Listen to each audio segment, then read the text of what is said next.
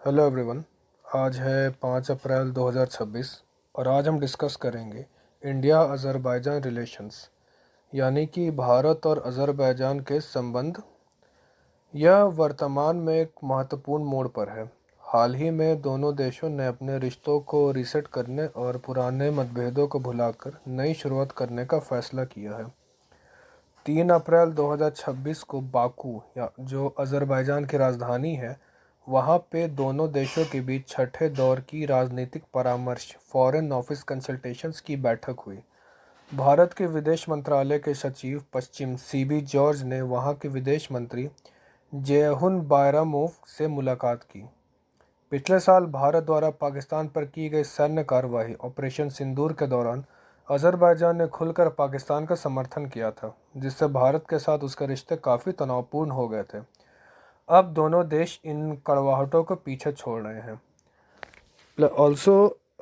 साथ ही में हाल ही में ईरान में उपजे तनाव के दौरान अज़रबैजान ने 200 से अधिक भारतीय नागरिकों को सुरक्षित निकालने के लिए अपना रास्ता, यानी कि ट्रांजिट कॉरिडोर दिया, जिसने संबंधों में जमी बर्फ पिघलाने का भी काफ़ी काम किया है।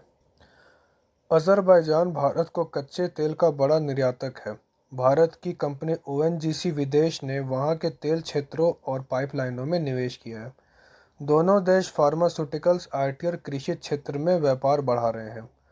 हाल ही में वार्ता में सीमा पार आतंकवाद से निपटने पर दो सहमति बनी है, जो भारत के लिए एक बड़ी कूटनीतिक जीत है, क्योंकि अज़रबैजान पहले पाकिस्तान के करीब था। दोनों देश INSTC international north south transport corridor का हिस्सा है, जो भारत को रूस और यूरोप से जोड़ने का एक महत्वपूर्ण मार्ग है।